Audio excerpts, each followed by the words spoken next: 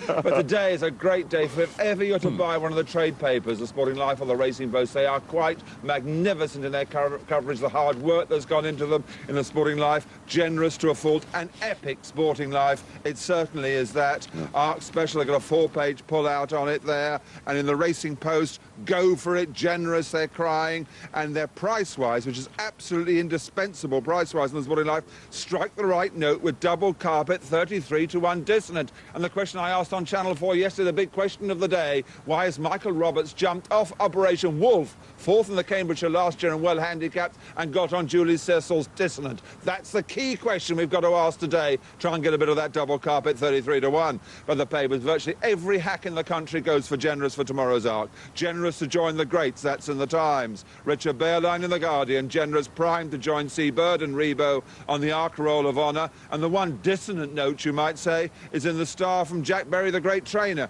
who says he's worried about the draw 14 of 14 for Generous. And he said Generous looked a world beater at Ascot in July, but that was probably his peak. And it will be some feat to bring him back after a 2-month break to match that performance. As I've been saying all week, 5 to 4 and 11 to 8, I couldn't take that. Suave Dancer to win Toulon each way. I think it'll be the Marseillaise they'll be singing on Sunday, to the disappointment of the Generous supporters. But if you're betting in France, look what the Independent says. The French rather look down on gambling. They're a nation of furtive gamblers. They do it, but don't like to be seen doing it, much with their sexual habits as well, the French. But all I can say is there's no betting shops over there. Paris Mutuel, the punters are strangled. We've got free choice over here, totem betting shops. Far better, no furtiveness in Britain's 10,000 betting shops. In the Times here, they got an article on Dick Francis, and what they're doing here is not a mention of Devon Lock. Brilliant article by Geraldine Bedell to do Dick Francis without mentioning Devon Lock. Fantastic. Winter's coming, snow, snow, thick, thick snow. Well, you certainly won't get me on the piste anywhere. But people are going over to Paris. Is New York more romantic than Paris? The answer to that is no, and I'm certain many Brits will be finding that out over the next 48 hours. And finally, in today, my love for the world's most beautiful woman. Look at this scrawny creature here. She could never compare with my luscious, lovely booby. That ghastly thing, awful, scrawny, horrible creature. Give me the booby any time. Rissner was off the course for 4 months before her last run at Doncaster. That was behind Desert Sun. Henry Cecil's rather disappointing Desert Sun came good at Doncaster and beat Rissner by 5 lengths. Before that, she'd won a maiden at Newbury and then finished, in fact, just behind Dartry in the race the Musidora. Gussie Marlowe won at York.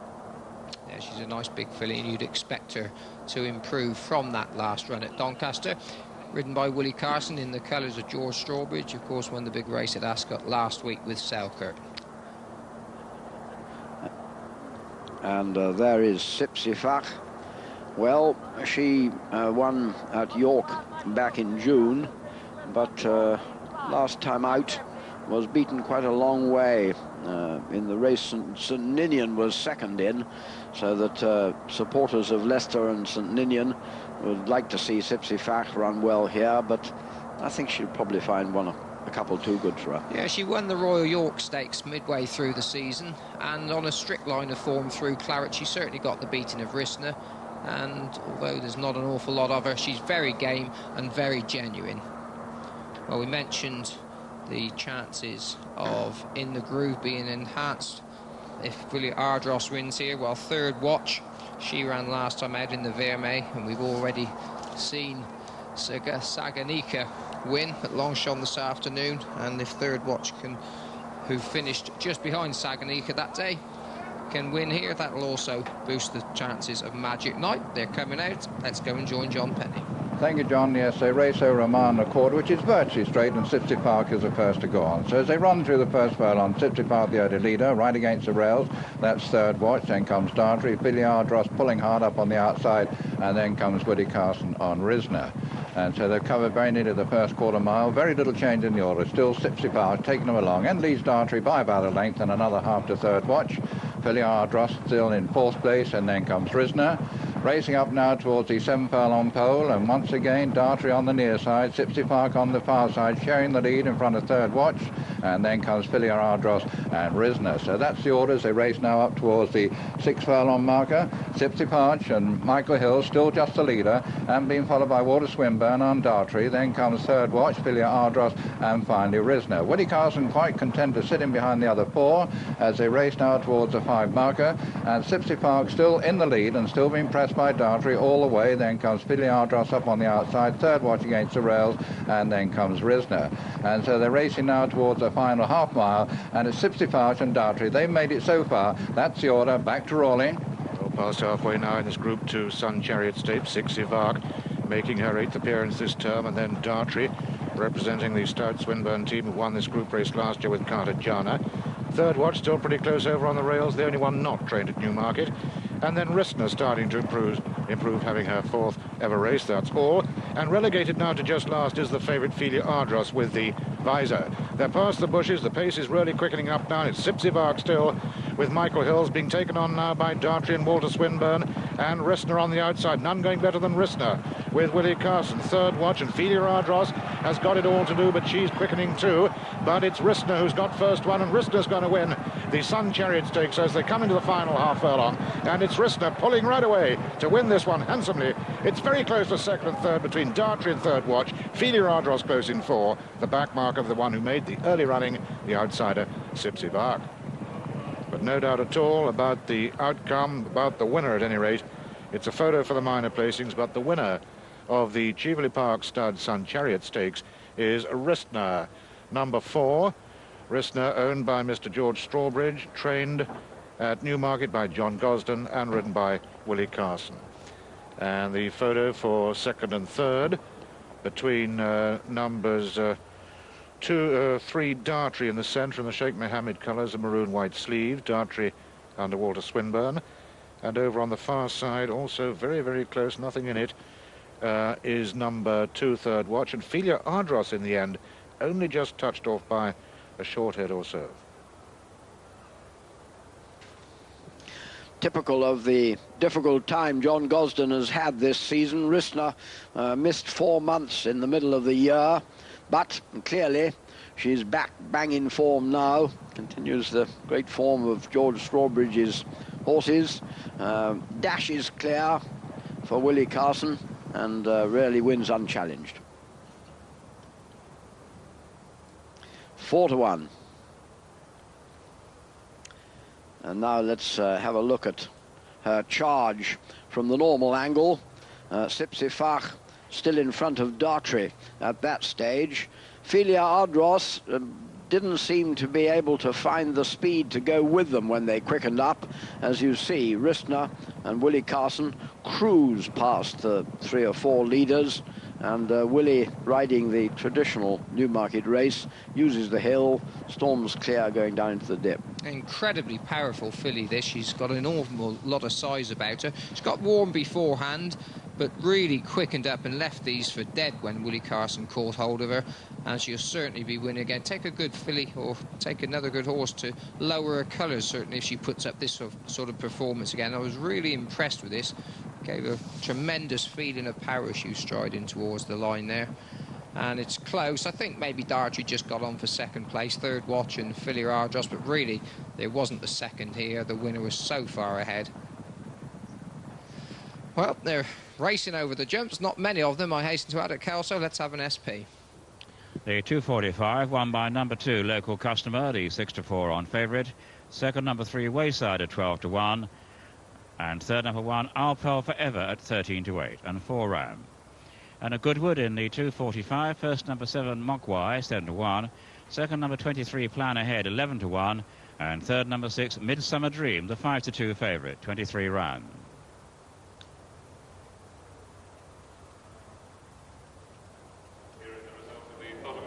And Risner is returned the 4-1 third favourite. A colossal prize drifted out from 5 to 2. That will hit the betting shops, and Newcastle backers will not believe the 4 to 1 return. Dartry was second at 5 to 2. Third Watch was third at 9 to 2, and the fourth filly Ardros, the 9 to 4 favourite. But extraordinary for that Rissner, as I said before, her Dam Rusalka was only 9th to Juboff when favourite 16 years ago. She comes and gets revenge for the family at Rofe, 4 to 1.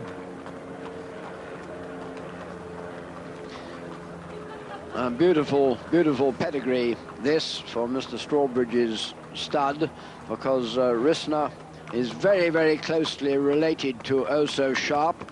She's by Chris, the same sire as Oh So Sharp, and her Dam Rusalka is a half-sister of Oh So Sharp, and also of Our Home and Gayarn and High Altar. No, I beg your pardon, the Dam has already produced Gayarn and High Altar. So a really productive female line. She does seem to tend to sweat up. She did sweat up against Desert Sun at Doncaster before her last race, and that day it didn't seem to do her any good. Today it didn't worry at all. Certainly boosted a little bit of form to Desert Sun, who I don't know how many of you have backed him on quite a few occasions this year. Certainly boosted his form. Willie Carson, I would imagine, just telling John Gosden how impressed he was with her. Yes, Willie. He's been on a good run of late. Willie's been knocking winner after winner in. Pat Edry, remember, is due for an 8-day suspension very shortly, and although Willie's some 20 winners behind at present, if he continues doing that, and there's a plate obviously that Rissner, I would think, has just pulled off while she's just been getting a little bit on her toes walking around. Well, she was a convincing winner. Let's have a look at her starting price. First, number 4, Rissner at 4 to 1. Second, number 3, Dartry, 5 to 2. And third, number 2, Third Watch at 9 to 2. Number 1, Filia Ardros, was the 9 to 4 favourite. The tote paid £3.80 the win, £1.50 and £1.60 for the places. The dual forecast came to £4.50 and 5 rounds. Further flight is the 15 to 8 favourite, opened at 5 to 2. Micheletti is 5 to 2 from 2 to 1. Shambo 11 to 2 from 5s, and Supreme Choice is 6 to 1 from 11 to 2. Trainglot 8 to 1, opened at 11 to 2, and Hithem the outsider 14 to 1 from 12s.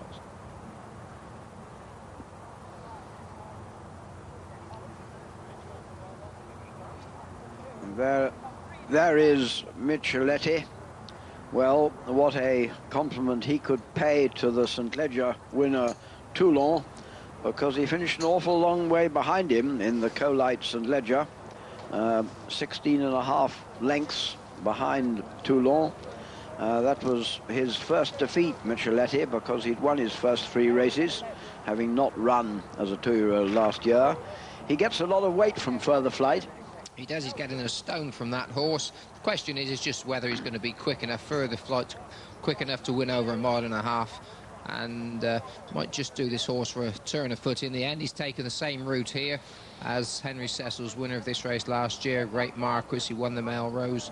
Actually ran better in the Leger than Great Marquis did, finished 2 places closer, albeit beaten a fair way by Toulon. But can he beat further flight? There is the Grey Goodwood Cup winner.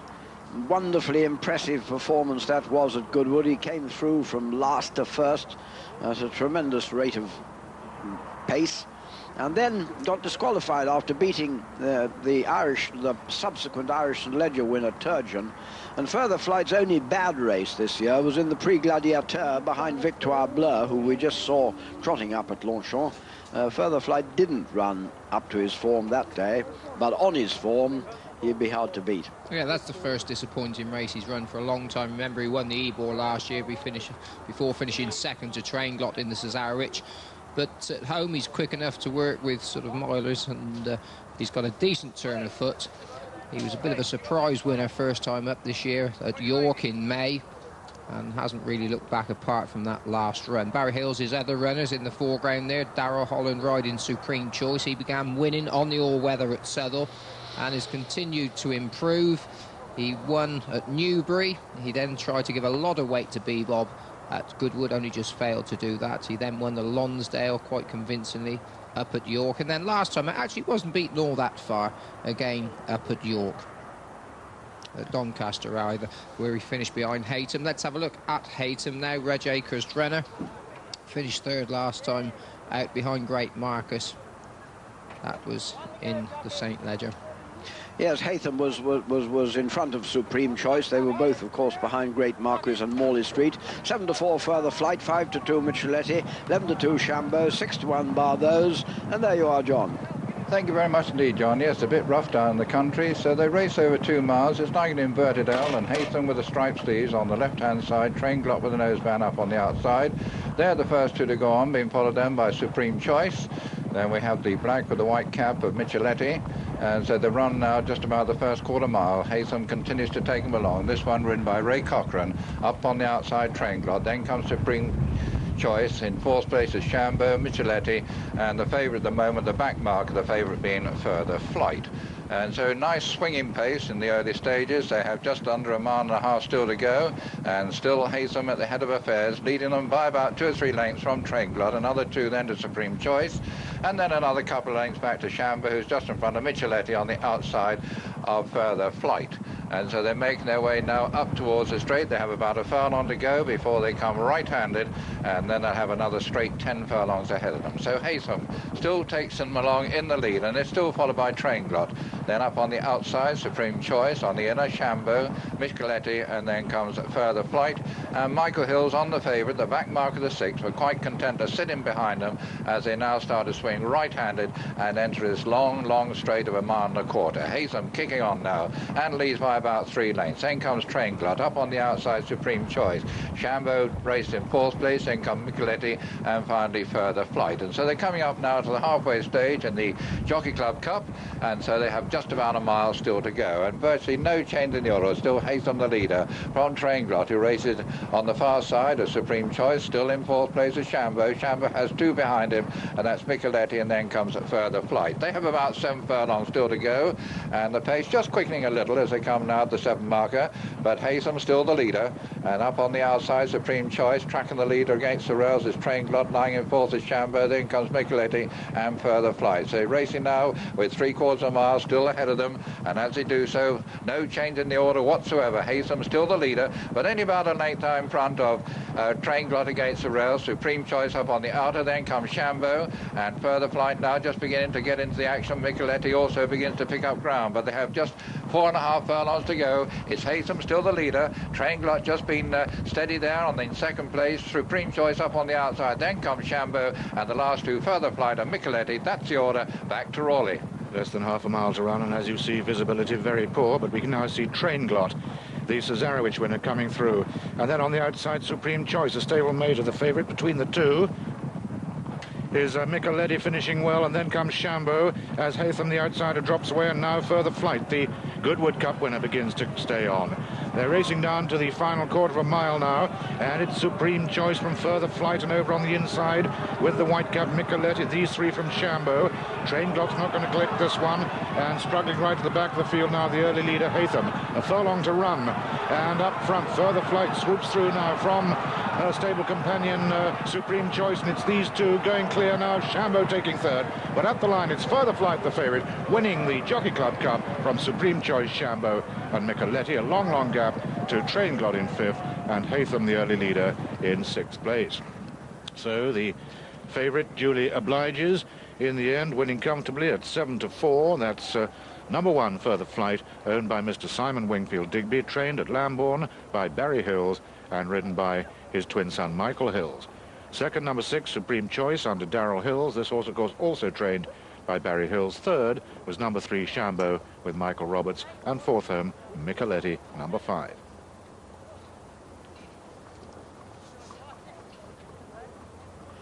Yes, it wasn't as easy as it was at Goodwood.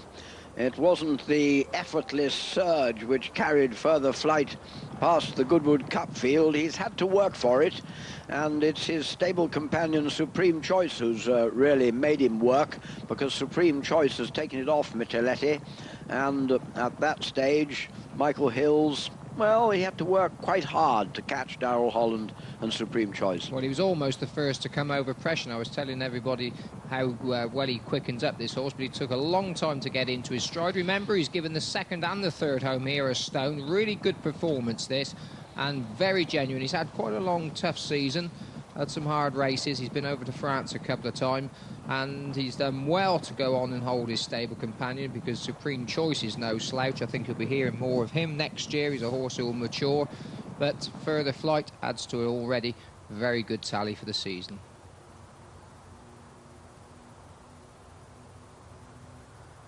And Further Flight returned the 7-4 favourite, and the market told you what was going to happen. Micheletti opened favourite over Further Flight. They flip-flopped, and the backers got it right. The bookmakers knew. 7-4 favourite, last to first Further Flight. The second Supreme Choice, a 6-1 chance. The third Chambeau went off at 11-2, and Micheletti was the 5-2 second favourite. The ground was against that. The Further Flight, the 16th favourite in 29 runnings of the 2 Mile Jockey Club Cup. Great race for favourites. The 10th in the last 15 runnings to win it.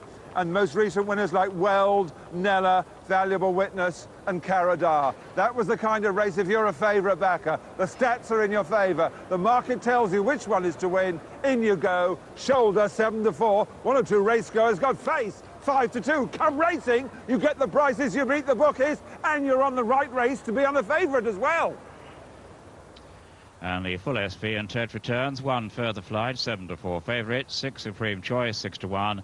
And 3 Chambeau, 11-2. The tote paid £270 the win, £140 and £260 for the places. The dual forecast came to £9.10 and 6 rand. And at Longchamp, the 3:30, the return on the Grand Criterium. 3 Arazi, second number 1 Rainbow Corner, and 5 Seattle Rhyme. Third number 5 Seattle Rhyme. The pari-mutuel paid £120 for the win, and the places £110 and £110 again. The forecast came to £260 and 6 rand. Right, with me is Barry Hills, waiting for 2 horses, not 1, first and second. Congratulations. Thank you very much. The right one won, presumably. I think so, yes. I think so. He's a very good horse, Further Flight. Yeah. He's got a lot of speed and a good turn of foot. Yeah, and plenty of guts. He tries very hard. Yeah, and the second is developing into a nice horse. He's the sort of horse might go on and win the Gold Cup one day, but I mean, they'll probably both have a rematch in the St. Simon Stakes at Newbury. And things are going well. How many winners is that now since you moved back to Lambourne? 95, I think. Nearing 95, the ambition? we'll get there. Just quickly before little by you go, little. you won the Cambridgeshire last year. What about Troop in half an hour? Oh, he's having a good chance. He's been very well back. Yeah, well, that's right. He's got a good chance. Yes, well done, Barry. And Palatial Style, the 6-1 favourite from 7-1. Troop is 9-1 from 8-1. And Melotti, a 10-1 chance along with Democratic. St Ninian, 11-1, open up at 12s. High Premium on 14s. And Dissonant and Operation Wolf are both at 16-1. Helcopus and Regal Sabre both on 20s. And Pay Homage is 25-1, along with Run Rings, Scatter, Prime Prospect. Dawn Success at 33s, together with Roseate Lodge and Bordeaux. Barford Lad is 40-1 from 33s, and also on the 40-1 mark are Polony Prima and Knock Knock. Vague Dancer again at 40s, Desert Splendor 50-1, together with Rosito and Croft Valley. Wacky Gold at 66s, Age of Miracles 100-1 from 66-1, and the other 100-1 chances are Modesto, Rose Glen and Luthior. And let's find the favourite, Palatial Style. No horse has ever deserved to be a favourite of a handicap more than this fellow. He absolutely trotted up at York in the handicap. Some people said he'd stolen that race, that it was a fluke. So what does Palatial Style do? He goes to Newbury, comes out and wins by 7 lengths, even more easily. He's got a £5 penalty for that, but even so, he's got £11 less than he would have if it was a recent handicap. So he is still thrown in, still fully entitled to be favourite. Number 3, Palatial Style.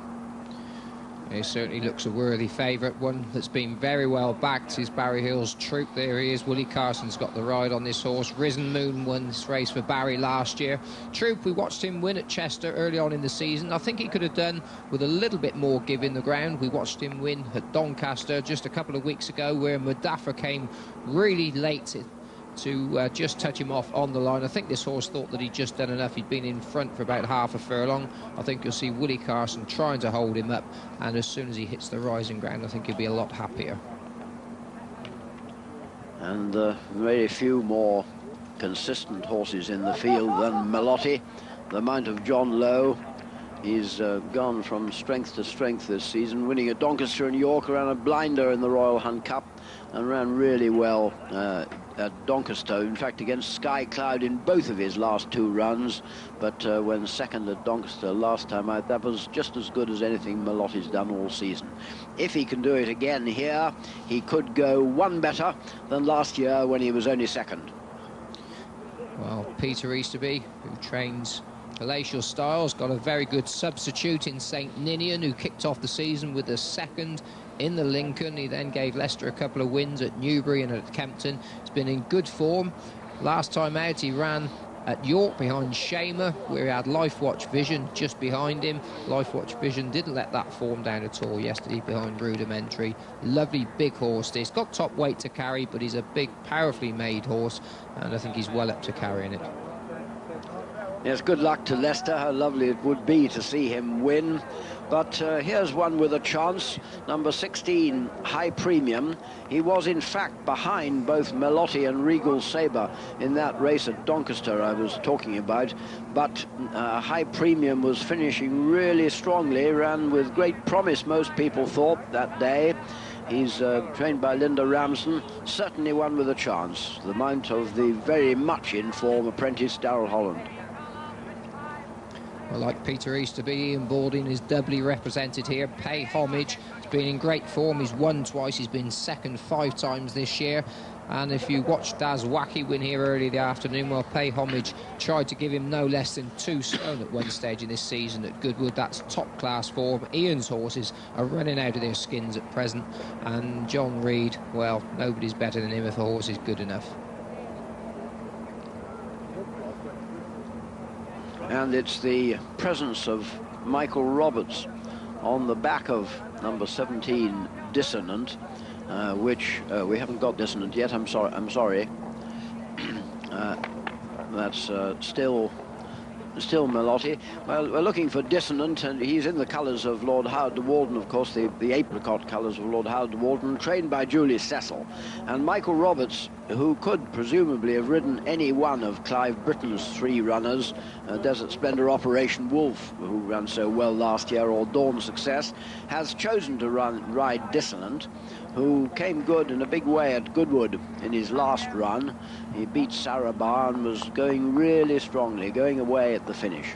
So, a chance on any reckoning, number 17, Dissonant. Well, there's a horse who's particularly well in here. That's Michael Bell's Democratic. And Michael Hills is riding this horse. He was 3rd in the Dewhurst last year behind Bog Trotter. He's a really decent horse, this. Looks particularly well weighted. He's set to go up in the handicap. He won nicely at Leicester last time out. And I know that he's been well fancied by Michael. His horses continue to run into good form. And if he puts or gets a decent run, he's certainly sure to finish in the first 3. Now then, let's hear some late news from John Mack down in the ring. Well, my noble lord, just 5 favourites have won the Cambridges since 1915, and Risen Moon, the favourite last year, was the first since Prince de Galles in 69, and Major Gamble developing on Palatial Style, now a 5-to-1 chance. They've done 7 on the course, 9-to-1 in the offices this morning. It's 9-to-1 bar the one. That brings in Melotti and John Lowe, and John Lowe, one of only 2 jockeys in the race ever to have ridden a winner of the Cambridgeshire. 9-to-1 chance, and 9-to-1 also against Democratic. Troops out to 10 to 1. Very solid 12 to 1 St Ninian. 14 to 1 High Premium. And Dissonant is now in to 14 to 1. And some backers have got double carpet 33 to 1 against Julie Cecil's horse, Michael Roberts. That's the key to that. And it's 16 to 1 against Operation Wolf and 20 to 1 Bar. But a major gamble is developing now on Palatial Style. On the shoulders, 9 to 2. They're showing against it now, Palatial Style. And it's 10 to 1 St Ninian. All these smelly bookmakers are doing here is shortening up horses in the Cambridgeshire. Everything's getting shorter and shorter all the time. It's Run Rings, closest to us here. Luca Kamani's runner. It's been very consistent all season. Run Rings got a bit to do behind his running with Palatial Style. It ran well enough behind Port Sunlight last time out. That was at Newbury. We haven't seen Regal Sabre. If only I'd been backing Richard Hannon's travelling head lad Taffy, backing his tips all season, I'd be rich. But he's extremely confident that Regal Sabre will be thereabouts. And that's Age of Miracles, yellow with the black disc, and Melotti pink with the black disc. One that we haven't mentioned that I like the look of is James Fanshaw's Barford lad. He hasn't been too highly tried this season. Ran well at Sandown last time out, over a mile behind Sharp and Smooth. Got no weight at all, 7 stone 13 to carry, and Gary Carter rides him.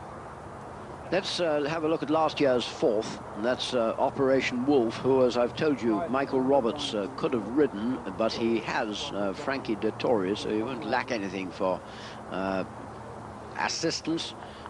He ran pretty well at Ascot last time out. Do you remember us talking about him here early on in the season, John? And I said I couldn't understand why he had 10 stone in a handicap, and with that he absolutely went doing handstands. Yes. Well, let's have a look at the betting now. Palatial Style 9 to 2, Democratic 9 to 1, Melotti on 10s with Troop and St Ninian. High Premium 14 to 1 with Dissonant, Operation Wolf 16s, Halkirkus and Regal Sabre on 20s. Pay Homage 25 to 1 with Run Rings, Scatter and Prime Prospect. Dawn Success at 33s with Roseate Lodge and Verdure, and also Barford Lad back from 40s. Finally Prima and Knock Knock both on 40 to 1. Vague Dancer also a 40 to 1 chance. Desert Splendor at 50s with Rosito and Croft Valley. Wacky Gold 66s. Age of Miracles 100 to 1 together with Modesto, Rose Glen and Luthier.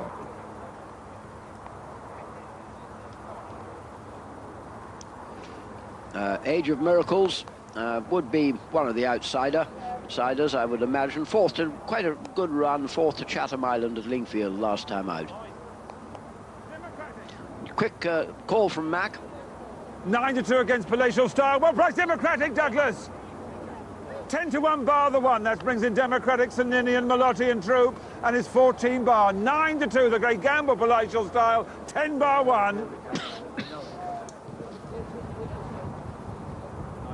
Just 2 more to go in, Rosito and also Pay Homage. These two were just waiting for the Wynnum Hill Cambridgeshire Handicap. Rosito just having the assistants, the handlers, and Rosito to go into stall number 11, the Mount of Alan Mackay. And just a little bit reluctant, but inch by inch they're making it. And the other one to go in is Pay Homage, and Pay Homage will go in on the far side and to stall number 17. That's Operational Wolf with the spots just towards the right. Polonaise Prima on the left as we look them, and on the left of Polonaise Prima is Knock Knock. Pay Homage, that's just about the last in.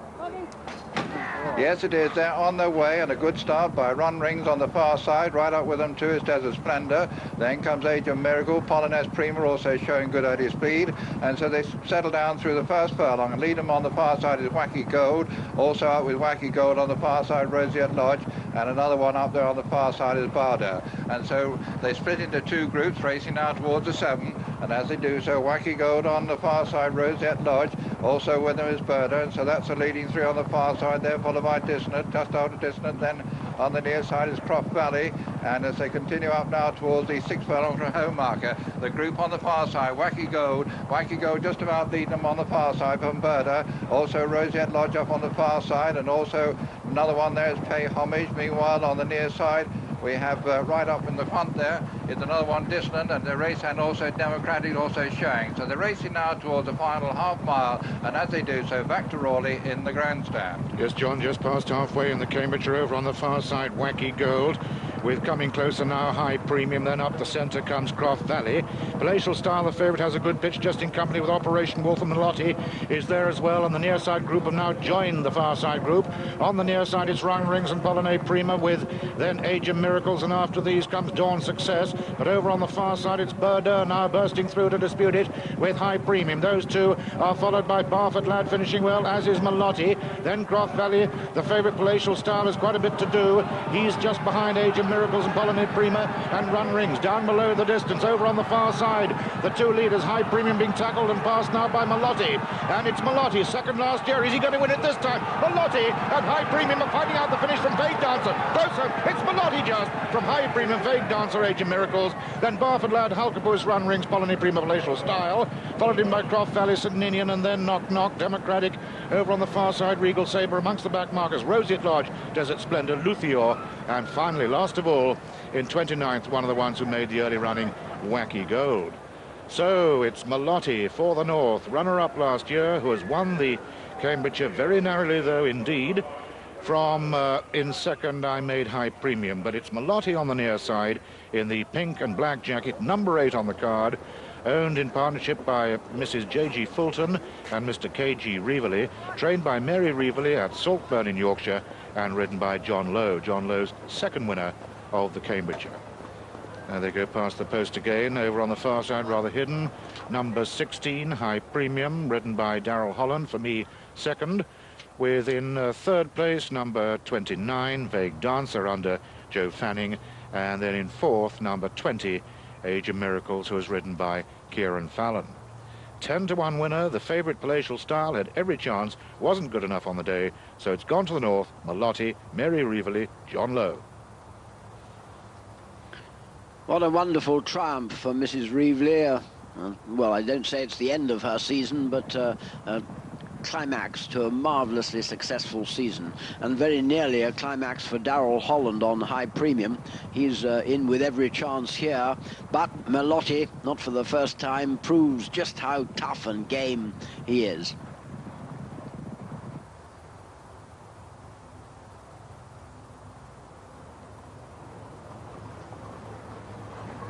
Very happy John Lowe coming back on Melotti.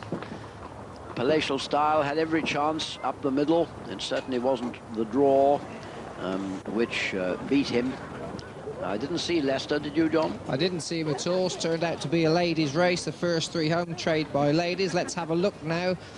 Both the second and the third trained by Linda Ramsden. Excellent trainer. And this horse, Melotti, the winner, well, he's carried a stone and 4 pounds more this afternoon than he did when he was second to Risen Moon here. John Lowe already hard at work, chasing Darrell Holland on High Premium in the blue colours with a white hat. Melotti sticking his head out here as he's hit the rising ground. And this mile and a furlong is his ideal trip. Barely gets a mile and a quarter. Miles too short. This is just right for him. John Lowe's put his head in front and past High Premium just at the right time. Just put his whip down, hands in heels now. Pulled it through. Gave him a crack down the shoulder, pushed on. And the third horse home there, Vague Dancer, ran on really well to just snatch third place in front of Age of Miracles.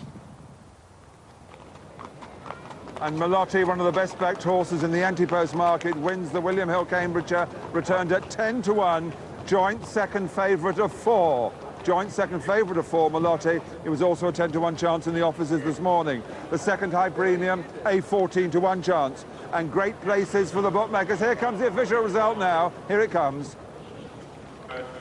Melotti wins the races. High Premium is second. Vague Dancer is third. And Age of Miracles is fourth. So Melotti at 10-1 beats High Premium at 14-1. Vague Dancer a 40-1 chance, with Age of Miracles fourth, 100-1. So the places are absolutely tremendous for the bookmakers. For jockey John Lowe, it's his second Cambridgeshire. He won it on Leish in 1984. And Melotti is the third horse since the war to be runner-up in a Cambridgeshire and then win it. Baronet won it in 78 and 80 after being runner-up in 77 and 81. And Hasty Cloud, runner-up and won a Cambridgeshire.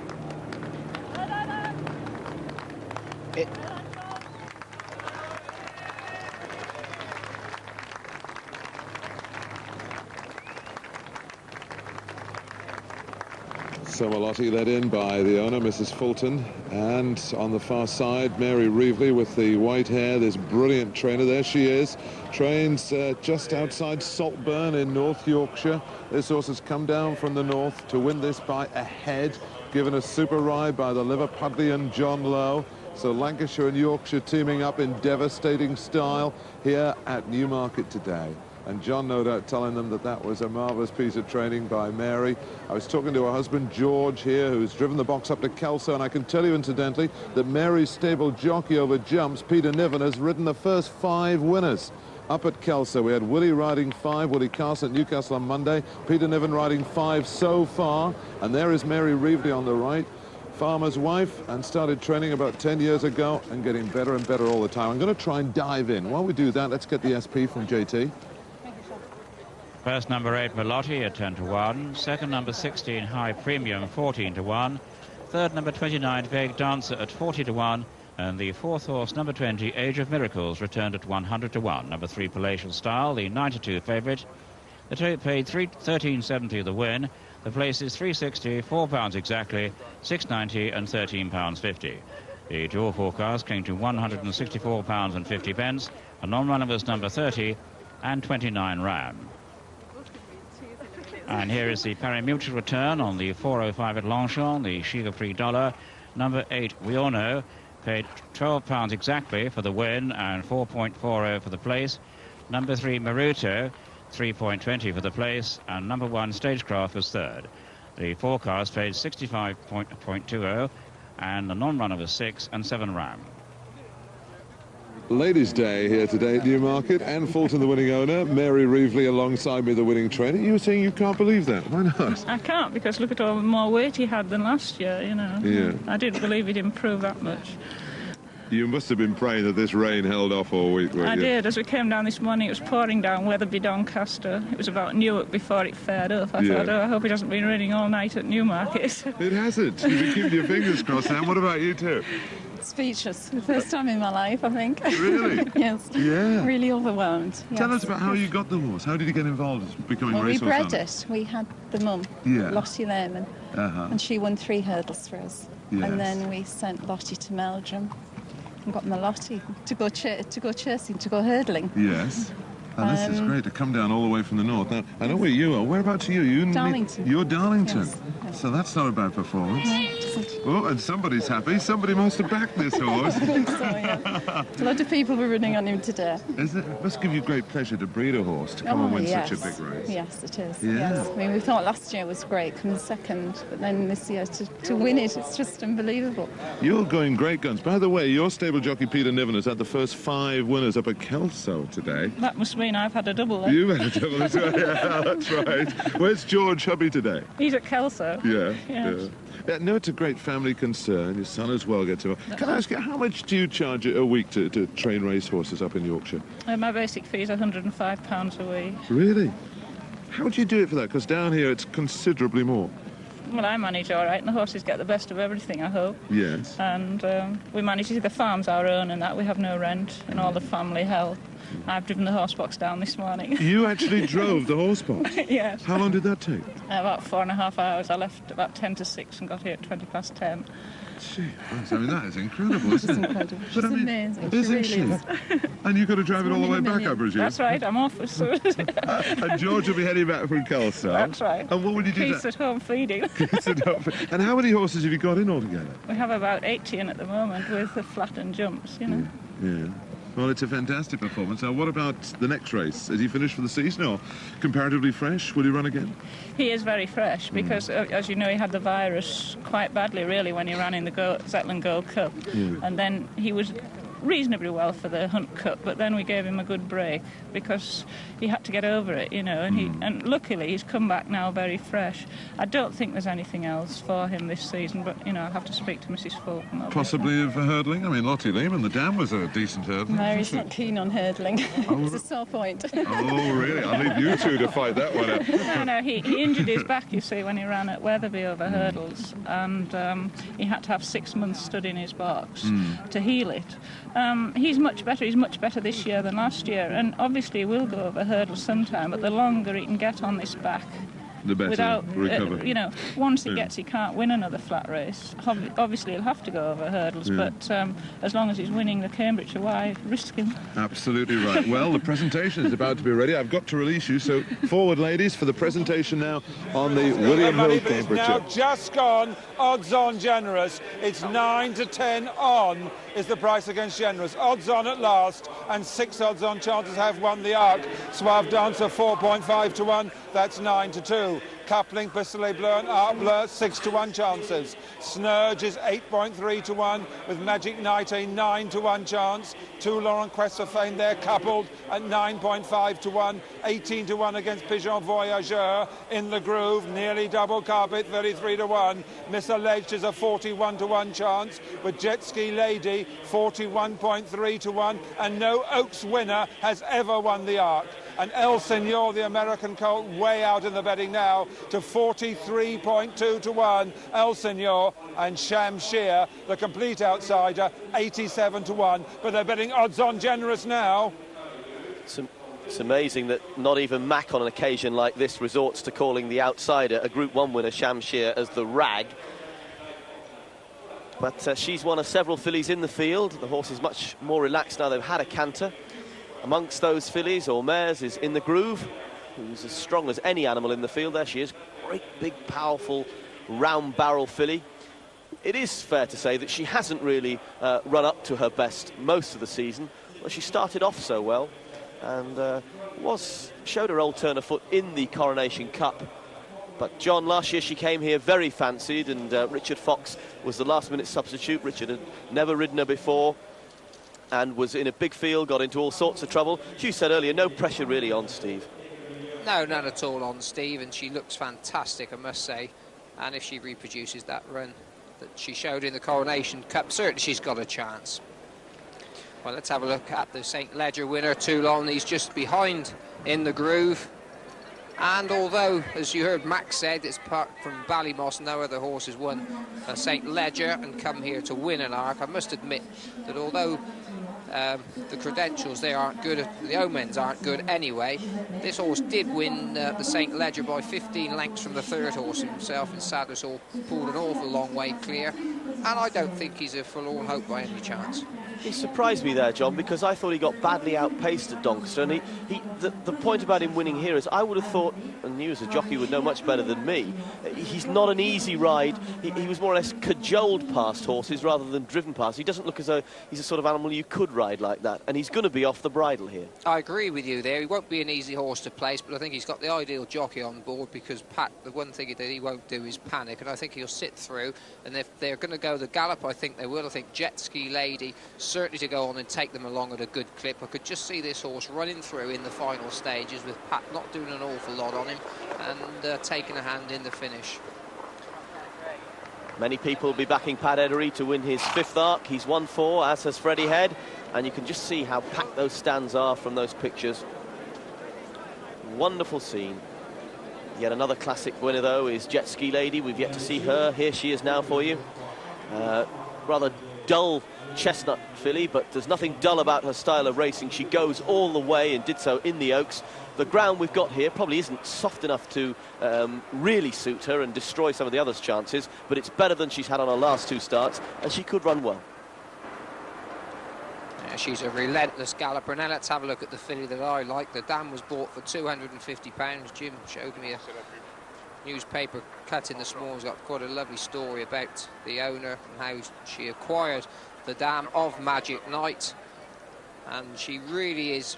There's not much of her. Somebody said she'd never win a beauty contest. Well, I think that's probably right. But having said that, she's probably beautiful in the eyes of the owner, and she's certainly got a lot of ability, and she's been turned out looking absolutely magnificent here.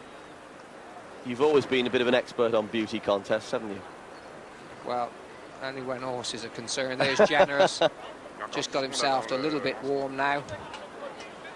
Art Bleu keeping him company there. And you'll see that Frankie Dettori there, just in the background, had his feet out of the irons on Shamshir, just trying to keep her relaxed, just got on her toes, and Quest for Fame. And he's another one who he's got an each-way chance, Jim. Yes, at his very best, and in the race that's likely to suit him today, a strongly run affair, he has got an each-way chance. He did win the Derby like a promising horse. He's had problems since, but he's a classically bred horse. He's by Rainbow Quest and Art winner, Adama Ariane, who won the Marcel Boussac in 1979, so he really is bred to be a top-class performer. He hasn't quite had things go his way. He's had an interrupted training campaign once again this season. It's sporting of connections to keep persevering. It would have been easy to maybe go for the Irish Ledger, which would have been an obvious target for him. But if they go a good clip and on this ground, he just might run into a place. It's difficult to fancy, though, Shamshir doing that. She looks outclassed on form. But if you've picked her at home and you're seeing her for the first time, don't worry that she's behaving in that manner, because Frankie Dettori described her as bubbly. I can think of other jockeys who have other words for her. She isn't easy. She's, in short, a fusspot, and she generally works herself up beforehand. Today's no exception. Yeah, I think I'd rather ride her for a minute than an hour, and certainly on a racehorse rather than around the roads. Her form last time she actually ran here behind Magic Knight, and she's got a fair bit to find. But it's going to be a race of tactics. We've heard that, and I can certainly believe it, that Jet Ski Lady is going to go along and make the run-in. And I wouldn't imagine that Snurge will be too far behind. No, and also Art Bleu, who'll be in to cut out the pace for Pistolet Bleu, because Pistolet Bleu himself takes a really strong hold, and I think Generous will lie handy too. That's all to come, but what we have for you at the moment is more news of better. And Generous is remaining at odds on. 9 to 10 on, 0.9 to 1. Suave Dancer, still a 9 to 2 chance. Pistolet Bleu, 13 to 2. That's 6.5 to 1, coupled with Art Bleu, the pacemaker. Snurge, some money for that now, 8.4 to 1. Toulon and Quest for Fame, 9.3 to 1. And Andre Fabre, Toulon's trainer, the only trainer with a runner in the race ever to have won the Arc. And he's got Pigeon Voyageur also, who's a 24.3 to 1 chance. Magic Knight, surprisingly good support still for that at 9.6 to 1. The Rags are any price, but 9 to 2 Suave Dancer. Isn't that an each-way bet against Generous?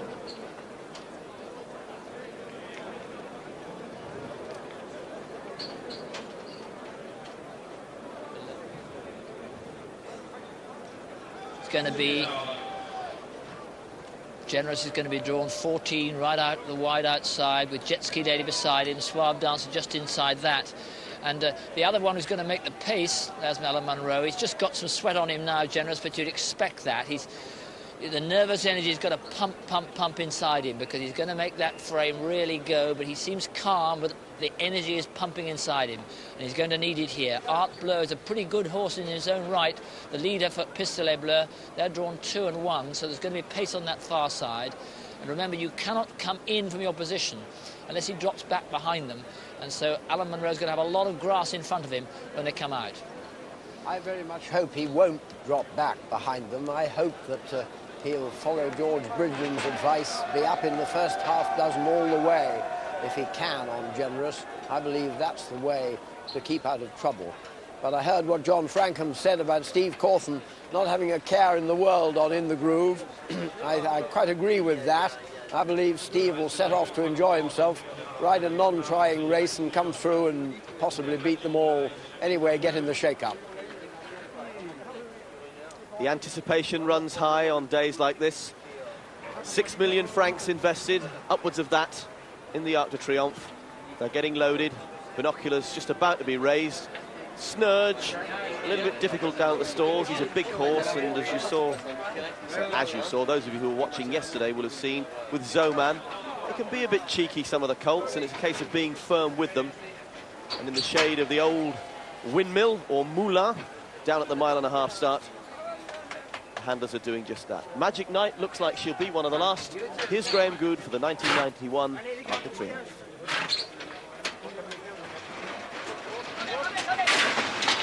Set it away they race, and El Senor the Grey loses lengths out of the stalls, looks reluctant to race and is being driven along to hold a position. But it's Art Bleu who takes them along by a length. Quest for Fame second, Pistolet Bleu the rail 4, Generous wide in a good position.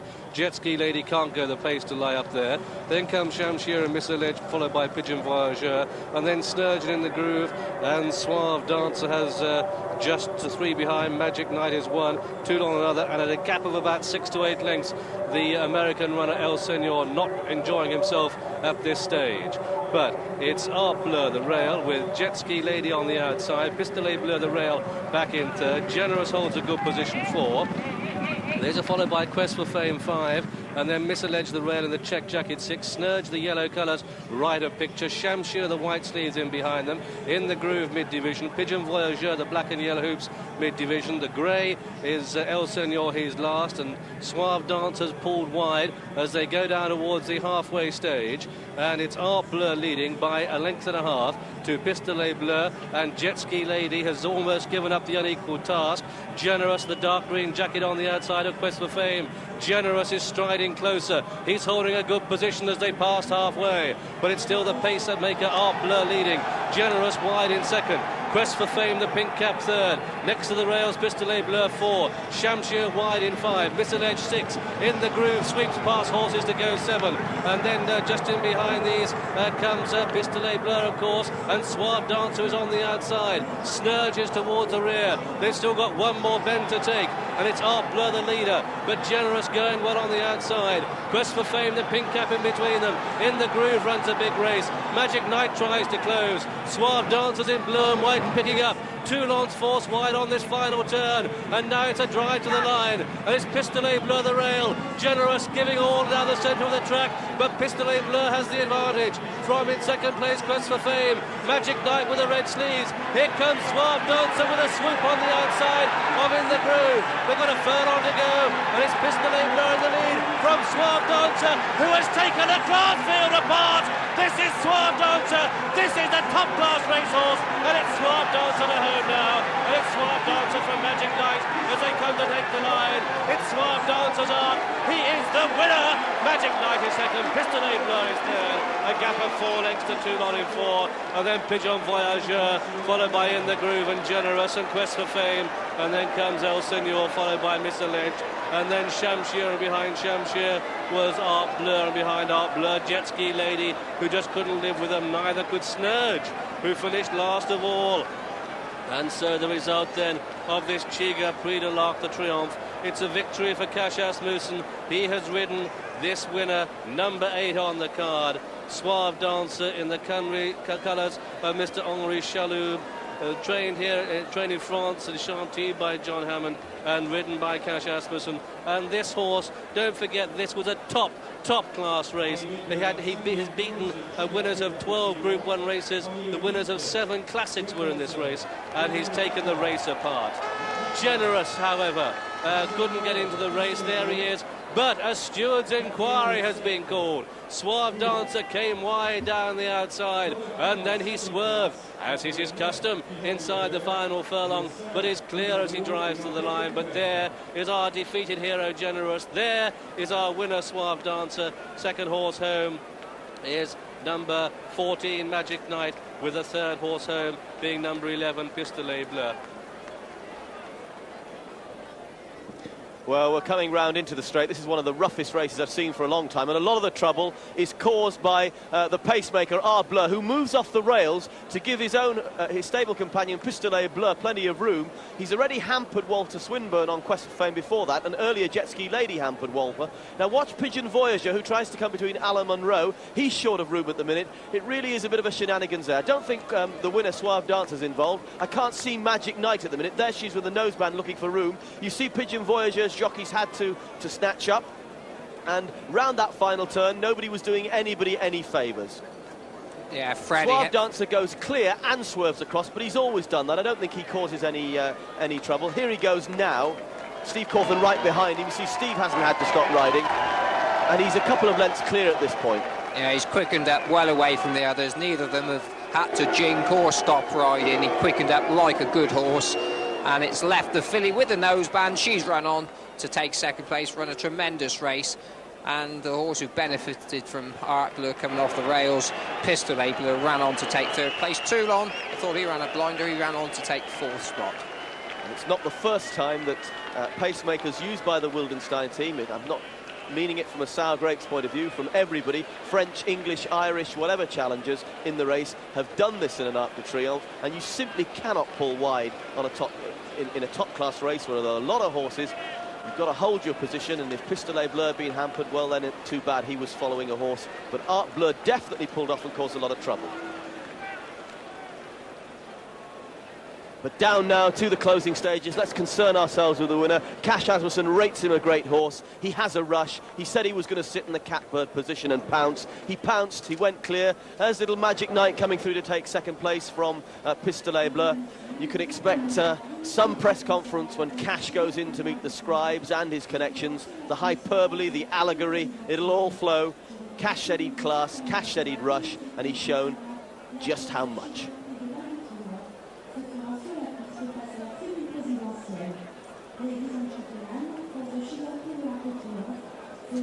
Cash Asmussen, he's now won the Arc. Suave Dancer's got his revenge. More from him, from the whole team after this.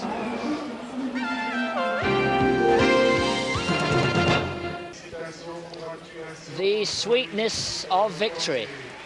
Suave Dancer and Cash Asmussen. Cash, 5 times champion of France, but he had never won the Arc. Here he is riding back. John Hammond, who said to him, don't get involved with any battles with Generous, take your time. And he said afterwards he never thought Cash would have the guts to drop him out so late. But Cash has got iron nerve and has had a most unbelievable reception coming back today.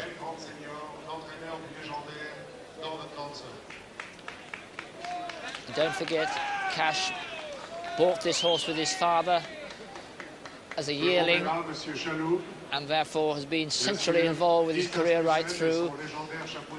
Sold him on to Henri Chaloub, his Lebanese owner, and with his hat off, the King of Longchamp has had the most wonderful reception.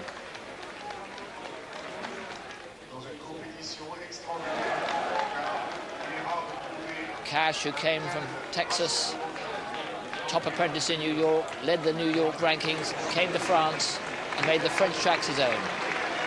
Just listen to this.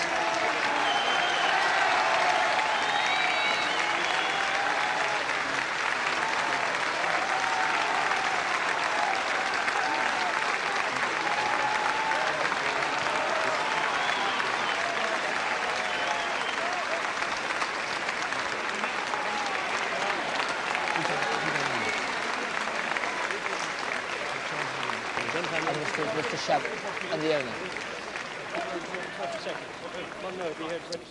So there, Suave Dancer and John Hammond walking towards us, his trainer.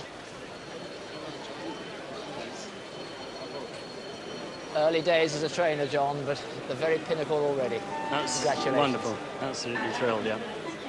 We talked the other day and you said, well, you hoped he might be capable of doing it, but did you believe it could happen as sweetly as this? I never wanted to believe it beforehand. I just wanted to see it. And the idea was to come as late as that, was it? Well, no, we discussed it before, and the one thing we didn't want to do was to just follow Generous. I said to Cash to ride his own race, depending on what pace they were going. And if we didn't get to the other horse, we didn't get to him, and I thought he rode a wonderful race. How do you think, did you think the pace was too strong early on? They went very, very, very fast. Cash said in the end he even ended up getting there a bit too soon. And you've got beaten by Generous in the Irish Derby, but you've got revenge here very completely. Yeah, it's the big one that matters. It's terrific. Tell us about the horse, because he looks so good when he won in France. At his best, do you think that there's anything that could beat him? He's a very good horse. He's been slow maturing and he's got better as we've gone along. And the wonderful thing is we've just had so few problems with him. He's been a very easy horse to train, and Cash gets on with him very well. It's been wonderful, really. And it looks like he stays too. Congratulations. Thanks very much. Stay in training, John.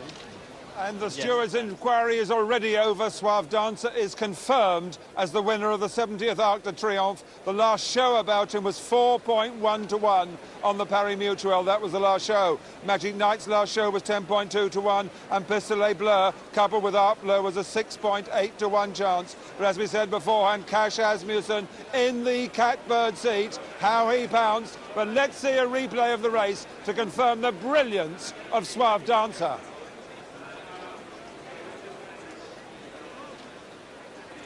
Yeah, once again, glorious moments, particularly for those who backed the horse, all those connected with him. The turn of foot, the familiar jink as he changes his legs. When he seems to hit top pace, for some reason, he just seems to change his lead.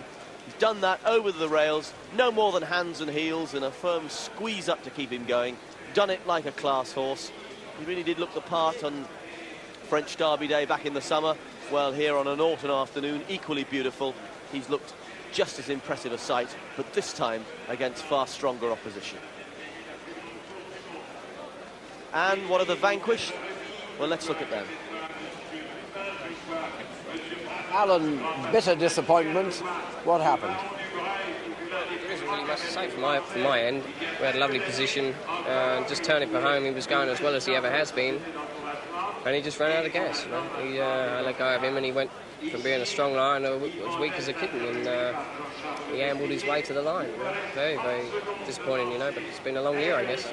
Can you blame the draw at all? No, the first furlong, I was soon in command of that.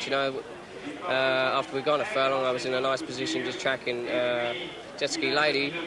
At the top of the hill, he just faded away, and I came round. Quest of Fame's come with us, and we're tracking the pacemaker, Pistolet Bleu, and then it's us two, Quest of Fame and myself, and we just closed on the leader as the pace slowed, and everything was going right. It's just fell in a hole, So the 2 furlongs out, you were just where you wanted to be. Oh yes, the ideal position turning for home. If he just produced his turn of foot that he usually has, then well, I guess we would have been home and dry. Taking no credit away from Suave Dancer, he's a true champion, and I'm really pleased to see him win. Seeing that I can't. So. But it just shows a long season, the effects of a long season are invisible, aren't they? It's incredible, really, because he's had the ideal preparation, you would think. He's had a good long break. He had 3 or 4 weeks in the box, out in the ring, in the paddock. And then Mr. Cole brought him back. His weight came down, and it's, he looked like being in peak condition. You would think that he wouldn't go over the top doing that, would you? But strangely enough, he just seemed to run out of gas. So. Alan, thanks very much. Very bad luck. We're all really sorry. Yes, thank you very much. So am I. Thanks. No, it was not Generous Day. It was not to be. It was Suave Dancer. Again. And with us, the hero of the hour, Cash Asmussen. As sweet a moment as you've ever had? As sweet as I've ever had. And how early did you think it was possible? Well, when we were down the back, I was a little bit farther back than I wanted to be. I was in behind Snurge. Snurge wasn't following quite as well as I wanted him to. He was right on Generous's tail going up the back. Coming down the hill, we had a couple on the inside that were out. I did ease up a little bit behind in the groove coming into the false straight. When we come out of the false straight, eased him out to take a peek here. I'm a bit wide. We're just on the outer limit of the new track. We are a bit wide, but everybody on the inside's pretty much dead. When I did get there and take a look, saw how many people were off the bridle, I gave him 100 yards, 200 yards of fresh air. And then when I kicked on, he found what I wanted. I brought him back over to the rails. We were as far out as we wanted to be. I didn't want him to be running out on his own. We did have trouble here one time, but once I got down and went to work on him, he just left him for dead. I guess that kind of confirms that he does like the soft growing and he does stay the distance. Cash, a brilliant day. Congratulations.